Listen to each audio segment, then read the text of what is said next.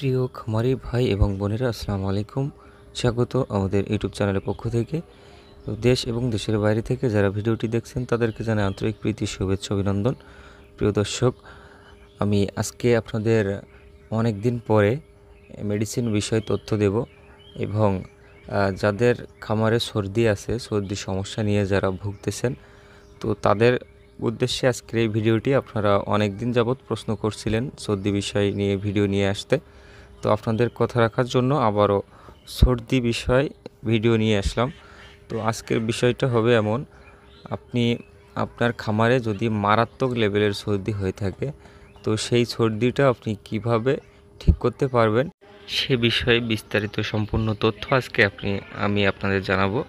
সর্দি মারাত্মক লেভেলে কেন পৌঁছায়, তো পৌঁছালে কিভাবে এই সমস্যা থেকে আপনারা সমাধান পেতে পারেন। তো আজকের ভিডিওটি অনেকটাই গুরুত্বপূর্ণ এবং আপনাদের রিকোয়েস্ট অনুযায়ী, এজন্য আপনারা অনুগ্রহ করে সম্পূর্ণ ভিডিও জুড়ে সাথে থাকবেন, আমি এটাই আপনাদের কাছে আশা করি।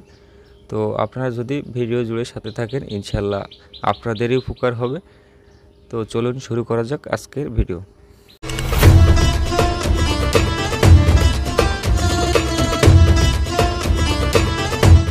প্রিয় খামারি ভাই এবং বোনেরা, আপনাদের অবগত করছি, আগেও আমাদের চ্যানেলে ভিডিও আছে সর্দি বিষয়। তো আপনারা সেখানে অনেকেই অনেক রকম মন্তব্য করেছিলেন। তো এক এক সিজনে এক এক রকম মেডিসিন প্রয়োগ করতে হয় আসলে।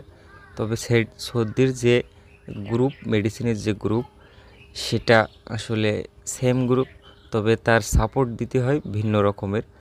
তো প্রিয় দর্শক, সর্দি আসলে যে সমস্যা সেটা হচ্ছে 50% আপনাদের লিটারের থেকে সর্দিটা হয়ে থাকে, আর বাকি 50% আপনার যে ব্যবস্থাপনা, পর্দা ব্যবস্থাপনা, সেই কারণে হয়ে থাকে। তো ওয়েদার এবং পর্দা ব্যবস্থাপনার জন্য 50% সম্ভাবনা থাকে সর্দি আসার, এবং আর বাদ বাকি 50% সম্ভাবনা থাকে লিটার থেকে। তো এই সমস্যার সমাধান পেতে হলে আপনার মুরগি যদি সর্দি না হয়, তাহলে আপনার মুরগি ভালো এফসিআর হবে এবং আপনি ভালো রেজাল্ট পেতে পারবেন মুরগি পালন করে, সোনালি হোক, ব্রয়লার হোক, যে কোনো জাতের মুরগিতে। তো সর্দি এমন একটা সমস্যা, যদি মুরগির চলে আসে তাহলে যে অ্যান্টিবায়োটিক প্রয়োগ করতে হয়, এই অ্যান্টিবায়োটিক প্রয়োগের ফলে মুরগির ওজন অনেকটাই ঘাটতি হয়ে যায় এবং মুরগির খাবার চাহিদা কমে যায়, মুরগি দুর্বল হয়ে যায়। তো আপনারা চেষ্টা করবেন আমি যে সমস্যাগুলো বলছি এই সমস্যাগুলো থেকে বেঁচে থাকার, তাহলে আপনাদের মুরগিগুলো আপনারা সুস্থ রাখতে পারবেন নির্দ্বিধায়। তো আমি একে একে আপনাদের সামনে উপস্থাপন করছি কিভাবে আপনার মুরগির সর্দির সমস্যা হতে পারে। তো দর্শক, ভিডিওটি অনেক লম্বা হতে পারে, তো আশা করি আপনারা সম্পূর্ণ ভিডিও জুড়ে সাথে থাকবেন। আমি আপনাদের বোঝানোর সাথে ভিডিওটি লম্বা হয়েছে, তো ভিডিও লম্বা না করলে আসলে আপনাদের বোঝানো সম্ভব হতো না। তো যাই হোক, আপনারা যারা এখনও পর্যন্ত আমাদের পরিবারের সদস্য হননি, আমি অনুরোধ করছি অবশ্যই চ্যানেলটি সাবস্ক্রাইব করে আমাদেরকে আরও উৎসাহিত করবেন। তো প্রিয় দর্শক, আপনার লিটার ব্যবস্থাপনা যদি আপনি তুষ বা কাঠের গুঁড়া ব্যবহার করে থাকেন লিটারে, তাহলে এই যে বর্ষা মৌসুম, এখন প্রচণ্ড বর্ষা হয়, তো এই বৃষ্টির সময় যদি আপনি সঠিক নিয়মে পর্দা ব্যবস্থাপনা না করতে পারেন, লিটার ভিজে যাওয়ার সম্ভাবনা আছে। তো লিটার ভিজে গেলে আপনার লিটার থেকে অ্যামোনিয়া তৈরি হবে। তো অ্যামোনিয়া তৈরি হলে আমাশা প্লাস মাইক্রোপ্লাজমার যে জীবাণু, সেটা ছড়িয়ে যেতে পারে। তো আমাশা বিষয়ে আমি পরবর্তীতে ভিডিও নিয়ে আসবো ইনশাল্লাহ, ততক্ষণ আমাদের সাথে থাকবেন। তো আজকে যেহেতু সর্দি বিষয়ে আলোচনা করব, তো মাইক্রোপ্লাজমার যে ভাইরাস, জীবাণু, সেটা যখন ছড়িয়ে পড়বে, তখন একটা মুরগি যদি সিগন্যাল দেয়, কাশে অথবা যদি সর্দির কোনো সিমটম দেখা দেয়, তাহলে বুঝে নেবেন আপনার প্রত্যেকটা মুরগিরই সর্দির সমস্যা হয়ে গেছে। তো আপনি যদি প্রথম স্টেপে যদি ট্রিটমেন্ট করেন, তাহলে নর্মাল যে মেডিসিনগুলো আছে, ডক্সিসাইক্লিন এবং অন্যান্য যে মেডিসিনগুলো আছে, টাইলোসেপ, এই ধরনের মেডিসিন দিয়ে আপনারা ট্রিটমেন্ট করলে ইনশাল্লাহ মুরগিগুলো সুস্থ হয়ে যাবে। তো জীবাণুটা বেশি গুরুতর হবে না, ভাইরাসটা ছড়াতে পারবে না।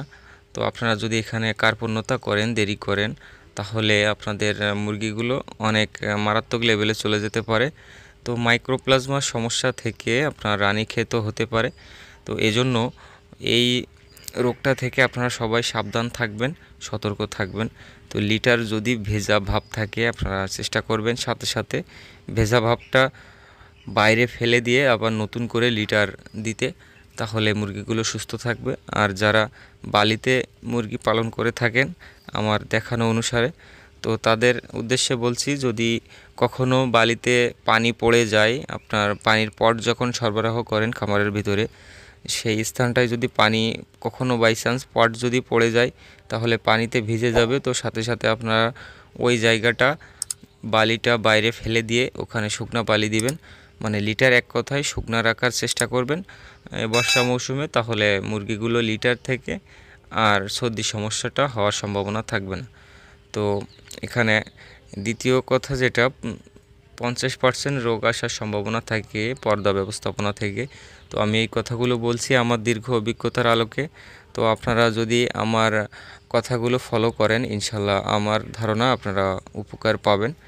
তো যদি ধরুন বৃষ্টি হচ্ছে তখন আপনি পর্দা ফেলাইছেন, তো পর্দা ফেলানোর একটা নিয়ম, বৃষ্টি যে কোনো একদিক থেকে প্রবাহিত হয়, হয়তো পূর্বে, হয়তো পশ্চিমে, হয়তো দক্ষিণে, যে কোনো একদিক থেকে প্রবাহিত হয়। তো যেদিকে পর্দা ফেলাবেন, যেদিকে বৃষ্টিটা প্রবাহিত হয় ঠিক সেই দিকে পর্দাটা ফেলাবেন, অন্য পাশে পর্দাটা যেন ওপেন থাকে, খোলা থাকে। তো সেই দিকে আপনারা খেয়াল রাখবেন এবং বৃষ্টি চলে যাওয়ার সাথে সাথে আপনাকে পর্দা উঠাতে হবে, যেহেতু এখন শীতকাল নয়, পর্দা ফেলানোর কোনো সুযোগ নেই। তো এই পর্দাটা যখন আপনার চারিদিকে ফেলানো থাকবে, যদি আপনার মিনিমাম 2 থেকে 3 ঘন্টা যদি পর্দা ফেলানো থাকে চারিদিকে এই সময়টাতে, এই গরমের মধ্যে, তাহলে আপনার মুরগি 100% মাইক্রোপ্লাজমায় অ্যাটাক হবে, অর্থাৎ সর্দিতে অ্যাটাক করবে, এটা 100% সম্ভাবনা। তো আপনারা চেষ্টা করবেন পর্দাটা যখন বৃষ্টি চলে যায় সাথে সাথে পর্দাটা উঠানোর, তো তাহলে আপনাদের মুরগি এই সর্দির সমস্যা থেকে বর্ষার সিজনে বেঁচে থাকবে। তো অন্য সিজনে অন্য কারণে সর্দিটা এসে থাকে, তো সেই বিষয়ে আমি পরবর্তীতে ভিডিও দেব আপনাদের। তো দর্শক, আপনারা যদি চান তাহলে আপনাদের মুরগি আপনারা সুস্থ রাখতে পারেন। তো আমি এখন আপনাদের দেখাবো যে মুরগি যদি আপনারা প্রথম স্টেপে চিকিৎসা না করতে পারেন, তাহলে যেহেতু মুরগি মারাত্মক লেভেলে পৌঁছে যাবে, তখন আপনাদের কি উপায়। তখন আপনাদের, আমরা যারা খামারি আছি আমাদের প্রচুর টেনশন হয়, মুরগির অবস্থা দেখে আসলে মন ভালো লাগে না। তো আপনাদের দুশ্চিন্তার কারণ নেই, আপনারা যদি সঠিক ট্রিটমেন্ট করতে পারেন তাহলে ইনশাল্লাহ মুরগিগুলো দ্রুত সুস্থ হয়ে যাবে। 3 থেকে 4 দিন অথবা 5 দিন মেডিসিনটি ব্যবহার করবেন। তো এই মেডিসিনটা ব্যবহার করলে আপনাদের মুরগিগুলো সুস্থ হয়ে যাবে 100% ইনশাল্লাহ। তো এই মেডিসিনগুলো আমি এখন আপনাদের সামনে দেখাবো, উপস্থাপন করব। তো কোন নিয়মে ব্যবহার করবেন সেটাও আমি স্ক্রিনে দিয়ে দিব, তো আপনারা সাথে থাকুন। হোয়াটসঅ্যাপে আমার এক সাবস্ক্রাইবার উনি আমাকে মেসেজ করেছিলেন, ওনার এই সেম সমস্যা। তো উনি আসলে বুঝতে পারেননি ওনার মুরগিগুলো মাইক্রোপ্লাজমা থেকে রানীক্ষেত রোগে চলে গিয়েছিল, তো যার কারণে উনি লসের সম্মুখীন হয়েছেন। তো ওনার দিক বিবেচনা করে আপনারাও সতর্কতা অবলম্বন করবেন। তো সঠিক ট্রিটমেন্ট না করতে পারলে এই সর্দি থেকে আপনাদের মুরগিগুলো রানীক্ষেত রোগ হওয়ার সম্ভাবনা থাকবে। তো রানীক্ষেত যাতে না হয় সেইভাবে আপনারা ট্রিটমেন্ট করবেন, ইনশাল্লাহ মুরগিগুলো সুস্থ হয়ে যাবে এবং আপনাদের মাথা থেকে টেনশন চলে যাবে। তো আমি একে একে আপনাদের সামনে ওষুধগুলো দেখাচ্ছি এবং ব্যবহার বিধি সম্পর্কে জানাচ্ছি। প্রিয় দর্শক, প্রথমে ইরাজিন ভেট, যদি সর্দি আপনার মারাত্মক লেভেলে চলে যায়, অর্থাৎ সেখান থেকে যে রানীক্ষেত রোগ হওয়ার ভয়টা, সেই ভয়টা কাটানোর জন্য আপনাকে এই এজিথ্রোমাইসিন এই গ্রুপের মেডিসিন আপনাকে ব্যবহার করতে হবে। তো এই মেডিসিনটা ব্যবহার করার কারণ আপনার মুরগি যাতে রানীক্ষেতের দিকে ধাবিত না হতে পারে, এই জন্য এই মেডিসিনটি আপনাকে ব্যবহার করতে হবে। এবং রানীক্ষেত এবং গাম্বুরা রোগের জন্য দ্বিতীয় পর্যায়ের চিকিৎসা এই এজিথ্রোমাইসিন। তো এজিথ্রোমাইসিনটা ব্যবহারের অনেকগুলো সিস্টেম আছে। ধরুন আপনার যদি গায়ে জ্বর আসে তাহলে ডাক্তার আপনাকে এই এজিথ্রোমাইসিন গ্রুপের অ্যান্টিবায়োটিক প্রোভাইড করে। তো এই অ্যান্টিবায়োটিক ব্যবহার করে আপনি আপনার শরীর কতটা দুর্বল অনুভব করেন আপনি নিজেই বুঝতে পারবেন। তো এই সঠিক নিয়মে না ব্যবহার করলে মুরগি অনেকটাই দুর্বল হয়ে যাবে এজন্য আপনারা এই মেডিসিনটা আসলে অবশ্যই সঠিক নিয়মে ব্যবহার করার চেষ্টা করবেন। আমি স্ক্রিনে দিয়ে দেবো বিস্তারিত। তো এই এজিথ্রোমাইসিন এটা হলো আপনার রানীক্ষেত গাম্বুরার দিকে যাতে না যেতে পারে, এটা হলো একটা অ্যান্টিবায়োটিক, এটা ব্যবহার করতে পারেন। এবং সর্দির যে মেন মেডিসিন সেটা হচ্ছে এই যে কিউটিল এস অর্থাৎ টিলমোকোসিন বা টিলমিব্যাক বা টাইলোসিন, যেটা বলে টাইলোসিন গ্রুপের এই মেডিসিন। তো আমি পার্সোনালি এই টাইলোসিন গ্রুপের মেডিসিন, এটা তো মেন সর্দির মেডিসিন, আমি এইখানে ব্যবহার করি পার্সোনালি এই স্কোয়ারের এই মেডিসিনটা টাইলোকোসিন অর্থাৎ এই টিলমাইক্রোসিন। এই যে মেডিসিন যেটা দেখতে পাচ্ছেন, আমি এটা ব্যবহার করে ভালো রেজাল্ট পাই। এই যে এসকেপের মেডিসিনের চেয়ে আরও এটা ভালো রেজাল্ট পেয়েছি। তো আপনারা চাইলে যে কোনো দুইটা যে কোনো একটা ব্যবহার করতে পারেন, কোনো সমস্যা নেই। তো দর্শক, এই মাইক্রোপ্লাজমার জন্য যখন মাইক্রোপ্লাজমা অতিরিক্ত লেভেলে চলে যাবে, মুরগি নাক দিয়ে সর্দি বের হওয়া শুরু করবে, মাথা নিচু করে ঝিনাবে, চোখ মুখ ফুলে যাবে এবং চোখ দিয়ে পানি ঝরবে এবং আপনার মুরগিগুলো ডানাগুলো ফুলে যাবে। তো এই সমস্ত লক্ষণ দেখা দিলে মনে করবেন মুরগি খুব বেলাইন অবস্থায় চলে গেছে। তো আপনাকে তখন অবশ্যই এই মেডিসিনটি ব্যবহার করতে হবে, না হলে আপনি মাইক্রোপ্লাজমা থেকে কখনোই রক্ষা পাবেন না। তো এই মেডিসিনটাকে আপনাকে সাপোর্ট দিতে হলে অবশ্যই আপনাকে এখানে ডক্সিসাইক্লিন হাইড্রোক্লোরাইড এটা ব্যবহার করতে হবে, না হলে সর্দি আপনার ভেতর থেকে যাবে। তো সর্দি বের করার জন্য অবশ্যই এটা ব্যবহার করতে হবে ডক্সিসাইক্লিন। তো ডক্সিসাইক্লিনের কাজ কি আপনারা হয়তো সবাই জানেন। তো এখানে আপনারা যদি এজিথ্রোমাইসিন ব্যবহার না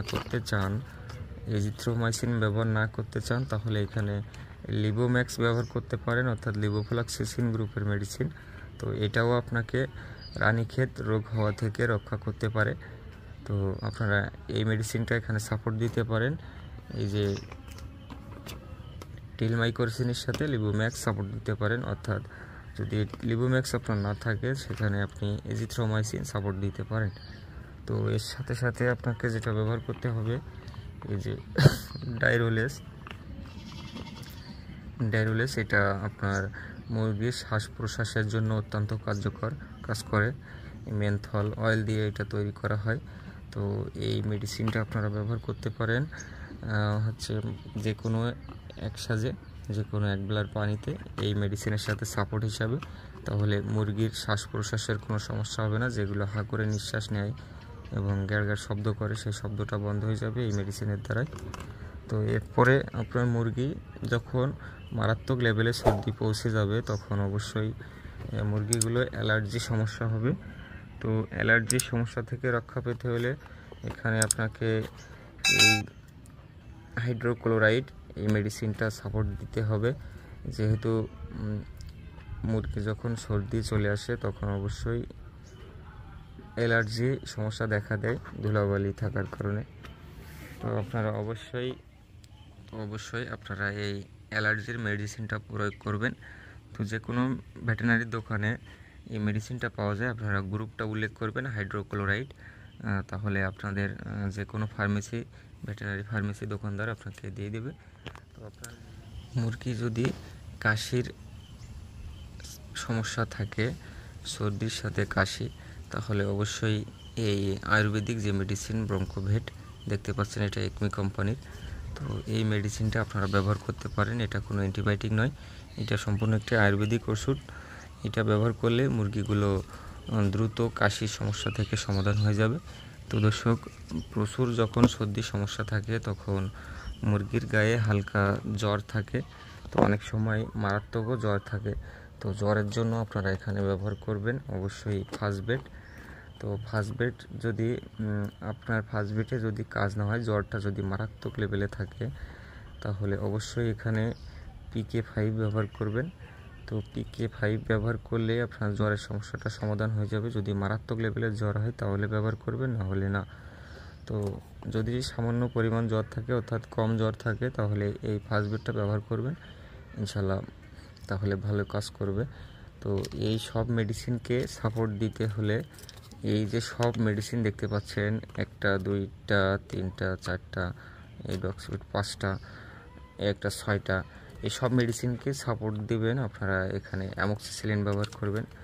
তো অ্যামোক্সিসিলিন অবশ্যই আপনারা ব্যবহার করবেন। এর সাথে সমস্ত এই সবকটা ওষুধের সাথে এই অ্যামোক্সিসিলিনটা আপনারা অবশ্যই ব্যবহার করবেন, যে কোনো এক বেলার পানিতে একসাথে। তো আমি বিস্তারিত আপনাদের লিস্টে দেখিয়ে দিব, আপনারা স্ক্রিনশট দিয়ে নিতে পারেন।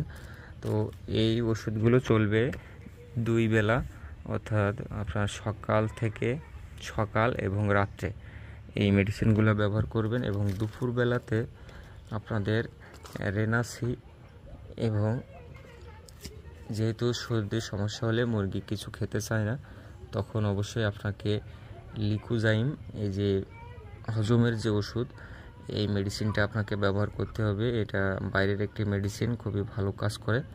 তো আপনারা চাইলে এই মেডিসিনটা ব্যবহার করতে পারেন। এটা ফ্রান্সের একটি মেডিসিন, তো আপনারা চাইলে ব্যবহার করতে পারেন এই মেডিসিনটা। তো এটা ব্যবহার করলে আপনার মুরগির খাওয়ার চাহিদা ফিরে আসবে, মুরগিগুলো দ্রুত চাঙ্গা হয়ে যাবে। এবং দুর্বলতা কাটার জন্য অবশ্যই রেনাসি এবং লাইসোভিট যে কোনো এক বেলার পানিতে যদি আপনারা ব্যবহার করেন, তাহলে মুরগিগুলো দুর্বল হওয়া থেকে বিরত থাকবে এবং মুরগিগুলো সুস্থ হওয়ার আসলে পসিবল থাকবে দ্রুত। কারণ মুরগি যদি দুর্বল হয়ে যায়, তাহলে সুস্থ হতে দেরি হয়। এজন্য এই মেডিসিনগুলো আপনারা প্রয়োগ করবেন। তো কী নিয়মে প্রয়োগ করবেন, কিভাবে প্রয়োগ করবেন, সে বিষয়ে আমি স্ক্রিনে দিয়ে দিচ্ছি, আপনারা দেখে নেবেন। তো দর্শক, এখানে যদি আপনারা ভুল করে থাকেন তাহলে অবশ্যই ক্ষতি হতে পারে, যেহেতু এই এজিথ্রোমাইসিন গ্রুপের মেডিসিন আমরা জ্বর হলে ব্যবহার করে থাকি আমাদের মানুষের জন্য। তো এটা ব্যবহার করলে কি পরিমাণ মানুষ দুর্বল হয়ে যায়, তো সেটা আপনারা অবশ্যই জানেন। তো এখানে যে লিভোম্যাক্স আছে, এটাও ব্যবহার করলে মানুষ অনেকটাই দুর্বল হয়ে যায়, লিভোফ্লক্সাসিন গ্রুপের মেডিসিন। তো সেজন্য আপনারা সঠিক নিয়মে ব্যবহার করবেন, তাহলে মাত্রা অতিরিক্ত ব্যবহার করলে মুরগির সমস্যা হয়ে যাবে। আর এই টিলমাইক্রোসিন, এই মেডিসিনটা যদি 5 দিন ব্যবহার করার পরেও মুরগির সমস্যা সমাধান না হয়, তাহলে আর ব্যবহার করা যাবে না, তাহলে মুরগি মর্টালিটি বেড়ে যাবে এবং মুরগি অন্যদিকে চলে যাবে। তো 5 দিন ব্যবহার করলে ইনশাল্লাহ আপনার যত বড় সর্দি হোক সে 100% ঠিক হয়ে যাবে। তো যদি না যায়, তাহলে এই মেডিসিনটা পরবর্তীতে আর ব্যবহার করা যাবে না, এটা অবশ্যই আপনারা খেয়াল রাখবেন। তো দর্শক, আমি বিস্তারিত আপনাদের স্ক্রিনে দিয়ে দিচ্ছি। তো এইভাবে যদি আপনারা মেডিসিন প্রয়োগ করেন, তাহলে এই সর্দির সমস্যা থেকে আপনাদের মুরগিগুলো রানীক্ষেত রোগের হাত থেকে রক্ষা পাবে ইনশাল্লাহ। তো আপনারা সঠিক নিয়মে ট্রিটমেন্ট করুন এবং আপনাদের মুরগিগুলো সুস্থ রাখুন। তো এই সর্দির সমস্যা হলে আপনার মুরগি কখনোই গ্রোথ ভালো হবে না, তো মুরগি বিক্রি করতে গেলেও ঝামেলা। তো এই জন্য আপনারা সতর্ক থাকুন, সাবধান থাকুন, সঠিক নিয়মে ওষুধ প্রয়োগ করুন, তাহলে আপনারা লাভবান হবেন ইনশাল্লাহ। তো দর্শক, আমি আপনাদের সবার জন্য দোয়া কামনা করি, আপনারা সবাই আমার জন্য দোয়া করেন। এবং যারা এখনও পর্যন্ত চ্যানেল সাবস্ক্রাইব করেননি, তারা অবশ্যই চ্যানেলটি সাবস্ক্রাইব করে বেল আইকন বাজিয়ে দিয়ে আমাদের সাথে থাকতে পারেন। আজকের ভিডিওটি অনেক লম্বা হওয়ার কারণ আপনাদের বোঝানোর সাথে ভিডিওটি লম্বা হয়েছে, তো আপনারা অনুগ্রহ করে ক্ষমা করে দিবেন। এবং যারা এতক্ষণ আমাদের সাথে ছিলেন তাদেরকে অসংখ্য ধন্যবাদ, আবারও শুভেচ্ছা জানাই। তো দর্শক, সবাই ভালো থাকবেন, সুস্থ থাকবেন। আল্লাহ হাফেজ।